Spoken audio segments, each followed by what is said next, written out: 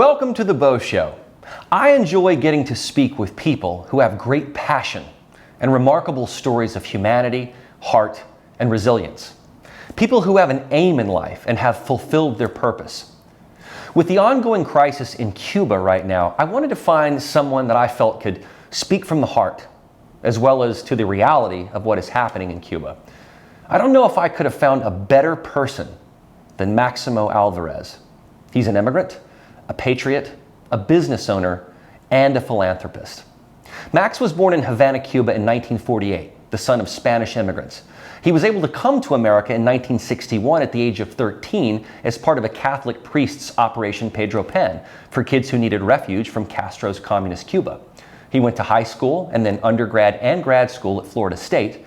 He worked for a few oil companies and started a business out of his car, and with hard work and determination eventually came to own his own company, Sunshine Gasoline Distributors, one of the largest independent branded gas distributors, after he purchased 4 failing gas stations in South Florida. He serves as a trustee for the First Tee, a junior program that sets out to positively impact the lives of young people through the game of golf.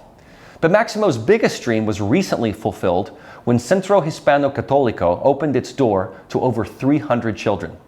The Centro Hispano Católico is a daycare center for underprivileged children, which he created in honor of the very man who is responsible for bringing him to America. I think you will be inspired by Max's words, his heart, and his passion. It's a message everyone needs to hear, and I highly recommend you share this interview with your friends, your family, and young people everywhere. Max, thank you so much for giving me the opportunity to speak with you today. You have certainly lived the ideal of the American dream. So here at the outset, I'd just love to hear your story of how you came to America and rose to such great success.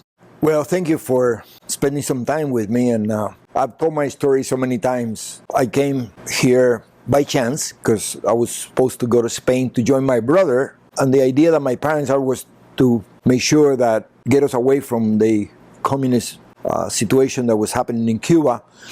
And my father thought that the Castros were going to last a short time, so they figure at least we don't lose any school years. So my brother, who was 7 years older than me, had already left for Spain in the month of February 1961.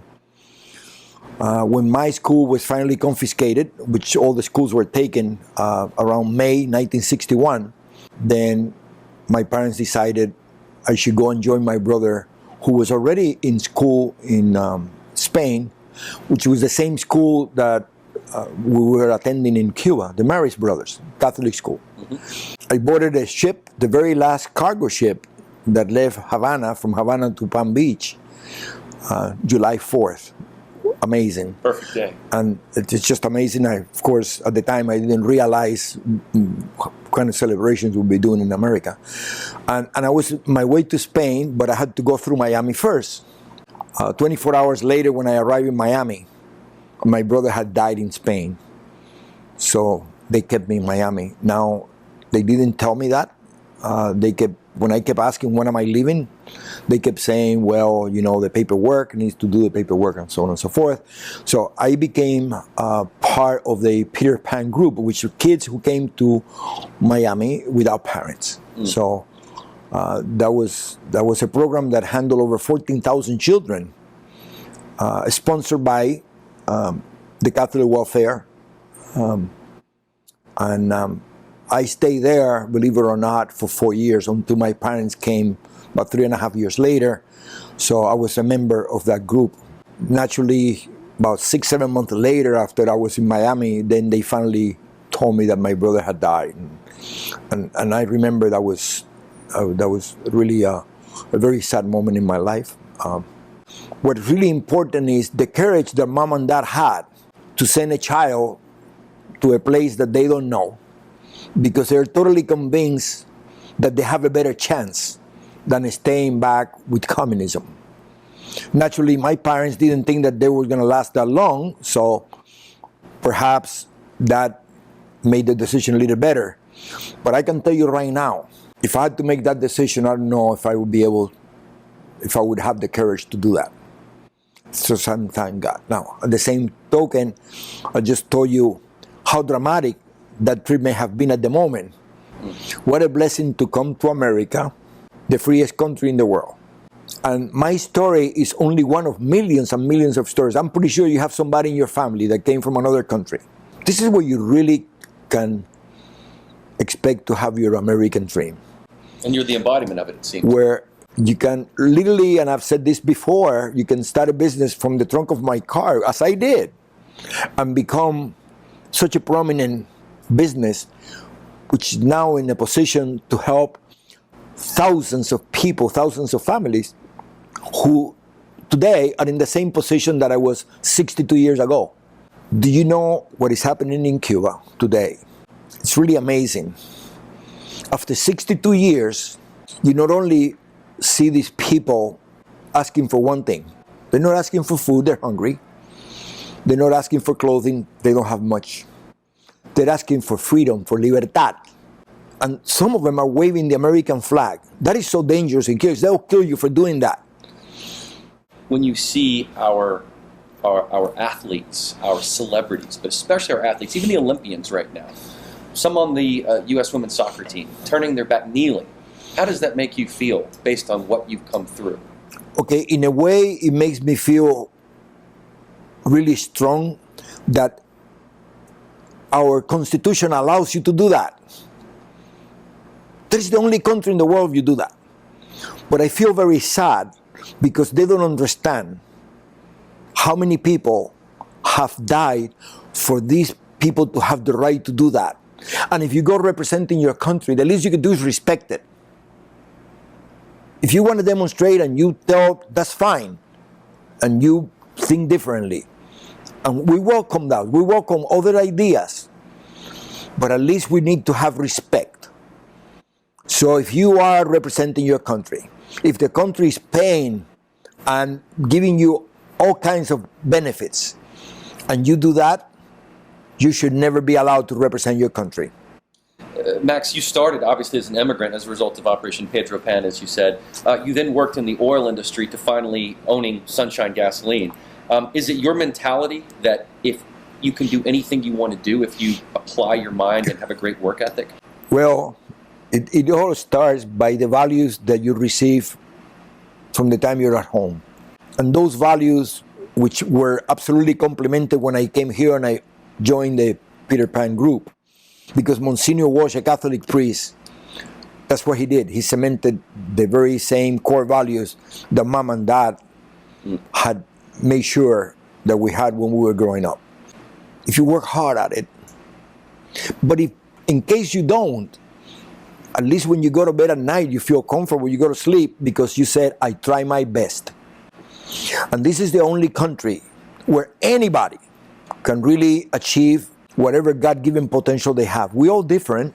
Some people are more intelligent than others. There's no question about that. Not everybody's an engineer. Not everybody can go to the moon. But we all can fulfill our potential. And that's how you achieve the dreams, what we call the American dream. With respect to immigration, you came here as an immigrant boy, and it was made possible by a Catholic priest's generosity.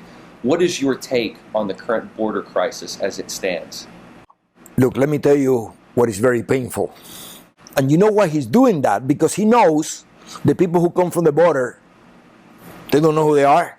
And most likely they will definitely vote Democrats because they're going to give them whatever they need. However, the people who've been 62 years under oppression, they will know what communism is. They will not. They wouldn't want them in here. Yeah. Because they know. They will be an example to our kids, to our young people, to our students, that communism is a cancer. You said your dad wanted you to know how lucky you really were. You mentioned that. You also said if you gave away everything you had now, all the success, it wouldn't even be a fraction of what you've been given. Why do you feel that way? Because it's the most generous country in the world, and I do get emotional when you ask me that, because I still hear my dad. And I remember he used to tell us how lucky he was, because he was able to leave Spain, running away from communism into Cuba. And when he was about to enjoy the fruit of his labor, from one day to the next, he lost it all. And then 3.5 years later, he's able to come over here And even though he wasn't worth very much financially, I can tell you, he was a very wealthy man when he died, simply because he saw his son not only graduate from college, but he started a profitable business and impact other people. So I do get emotional about that, and I remember he said, don't ever lose this place, in very heavy Spanish accent, because he never got to master the English language. Pues hombre, no pierdas este país, porque tú no vas a tener la suerte que yo tuve. Don't ever lose this country, because you're not going to be as lucky as I am, he used to say. That resonates all the time. When I see what is happening, Do you think we're losing the people, oh, I don't think, I am totally convinced what is happening. Look at the voters, what they're doing. You have a president who I pray for him all the time, because I know he has mental problems. Being Catholic, we have to forgive. This is a problem that we have a Judeo-Christian country. We're not allowed to kill, we're not allowed to steal, we're not allowed to do anything wrong.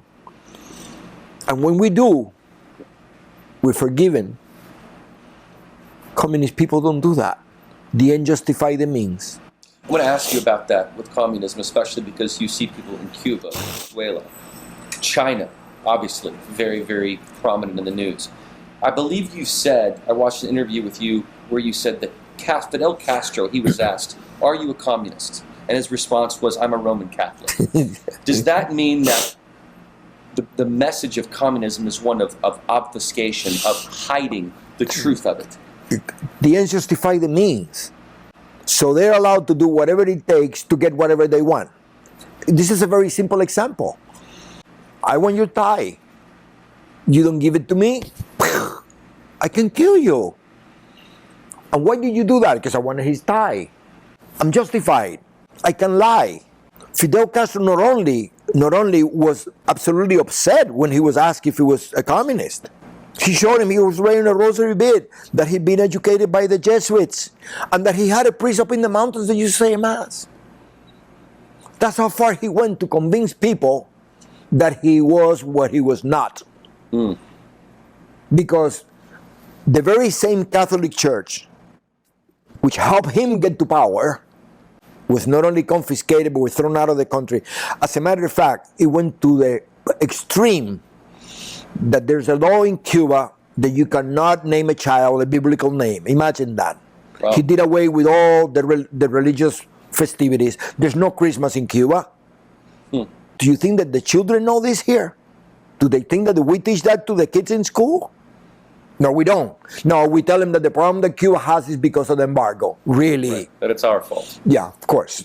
Because that's also part of the communist philosophy. Make sure that you blame everybody else for whatever happens to you. You're not responsible for anything. You're an angel. All you want to do is social justice. I have a speech that I could show you later if you want to, when Castro interviewed, he was in the mountains, and he says in broken English, this is not a Marxist-Leninist.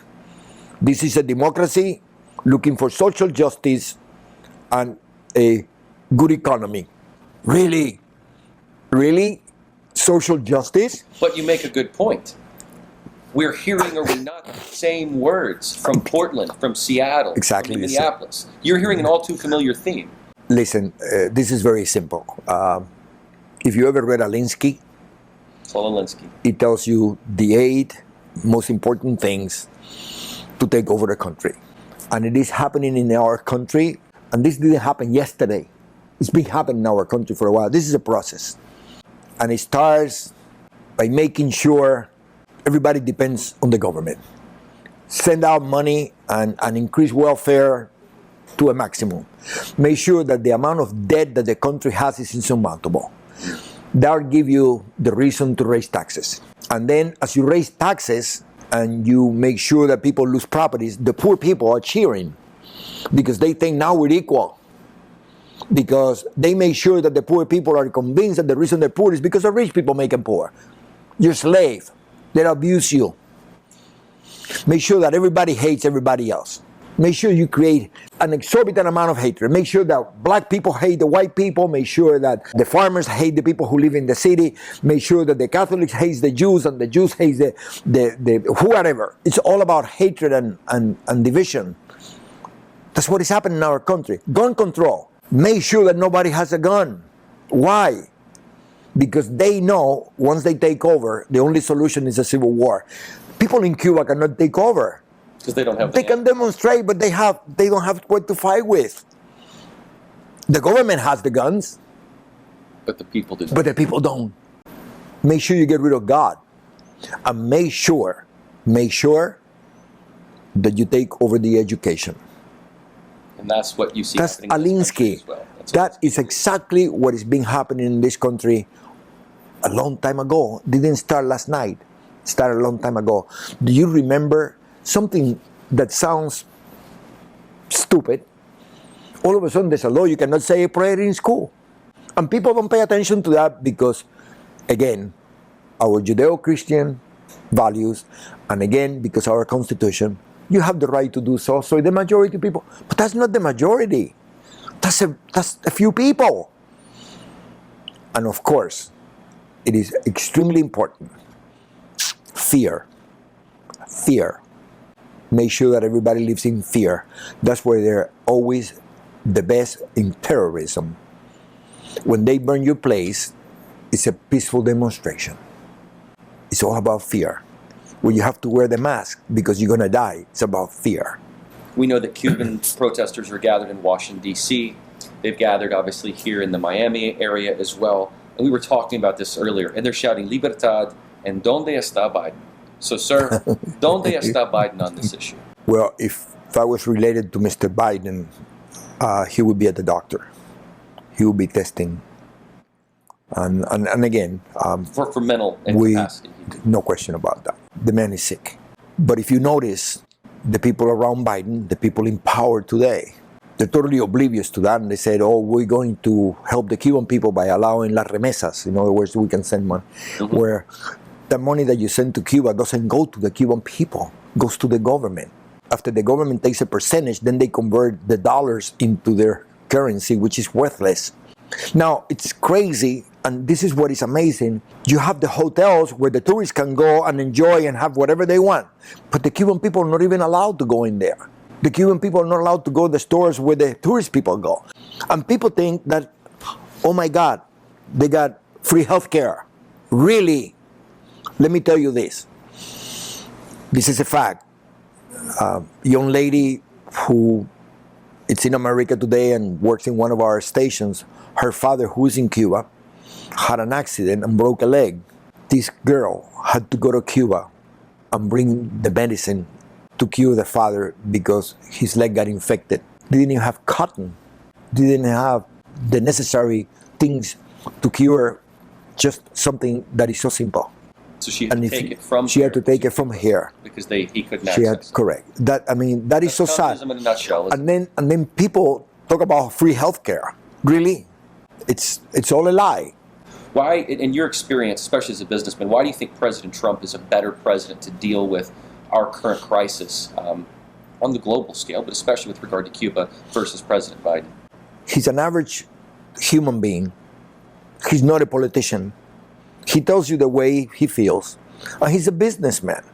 But let me tell you what I think is the greatest thing about this man. He put America first. Everything that he did was always, how would this impact my country? That he didn't have an ounce of selfishness in doing this, because he could have been enjoying the fruit of his labors. He's got plenty of money. He could be playing golf every day, happily ever after. But I am totally convinced that he did that for his grandchildren, for my grandchildren and yours as well, because that was a tremendous sacrifice what he did. I can only imagine how much money he lost by being the president of the country. And if you remember, this man negotiated with everybody. He made friends with everybody. With people that nobody even wanted to see before because they were afraid of him. And there's one thing about the man. And may God bless him. He has no fear. He's the opposite of what you're seeing right now. Oh my God. Which is the manipulation of fear. What we're seeing right now is just really a puppet that they put in there. They know he's not going to be able to finish the 4 years, but he was more marketable than anybody else because he was not seen as an extremist. Right. But he has nothing to do with what is happening. He's signing documents that he doesn't even know what he's signing. And that's so obvious. And then, you know what is amazing? And how the press covers that up, and they don't have the objectivity anymore to say, this is wrong. So we've become from the number one exporter oil country in the world, just by signing the document. Do you know how big is that? Do you know how that affects the economy? And the gasoline has gone up. By the way, we're very blessed in Florida because we don't see, we happen to be in a different state. This is not the same as California. This is not the same as New York. This is not the same as Chicago. Because the oil supply comes from somewhere else, correct? It's not dependent upon the pipeline. Well, the thing is, once he got rid of so many regulations that were preventing the oil industry from working the way they can work and being able to refine the finest products in the world, just by doing that. Talking about President Trump now. Correct. He did, yes. Just by doing that, and of course the pipeline, you know, the Keystone Pipeline. Yep. So if this man had just stayed there, okay, and just keep running the country the way he was running, he would be adored. He would be adored. Max, you were very emotional when you said you could hear your dad saying there's no other place to go. Do you think that Americans, and I mean this saying those who have not experienced the hardship that you have, so I'm talking about the younger people that you're saying need to hear this message. Do you think they're living lives that are too comfortable and too spoiled, that don't understand? We have failed to teach our kid basic core values, things like respect, loyalty, appreciation for what you have. And the problem that we have, I think in the world, definitely in America, we seem to measure success by the amount of money or assets that you accumulate. That is totally wrong. Success is measured by how you can impact the place that you live, by how you can impact the people around you. How can you help them make better? Just like a sport. You've heard before, there's no I in a team. Right. This is how you measure success. Impact. Not by your batting average, not by the amount of home runs that you do, but how you help other people reach their potential. That's the real success. And we have failed to do that. That's our fault. Okay.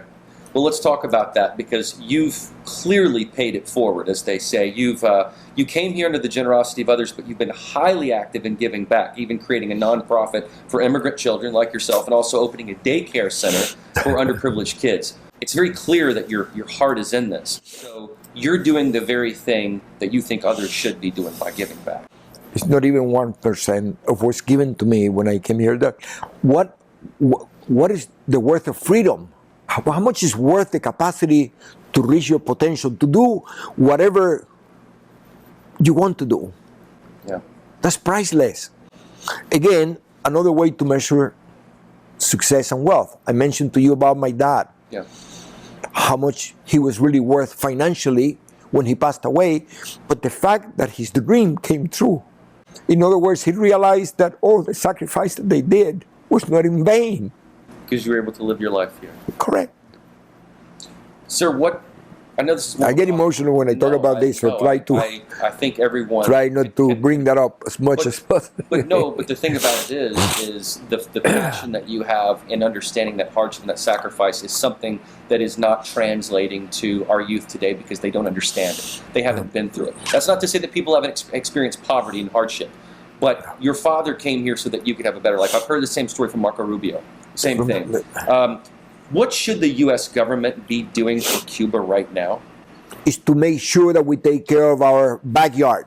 We need to save Chicago, New York, L.A. We need to make sure that the next elections are fair. Look at Reagan. Look what Reagan did. Because communism only respects power. So we need to get powerful. Once we get powerful, Cuba will be taken care of. So will Venezuela, Nicaragua, and all these people who are just dying to control the world with a one world order. They want one currency. They just want misery. for the world so that the chosen few can be in total control. It's all about power. If you could change one thing about America today, what would it be? The elections of 2020. That was devastating from the first day, just from the first day in January. Mm-hmm. That day we realized that some people come over here to destroy what so many people have died to build. And what we needed to do is just close the door and put a big hole. And when you knock at the door, you need to know who is it. Well, Max, thank you so much for taking the time with me today, your passion, and perhaps more importantly, your compassion. So thank you for sitting down with me today.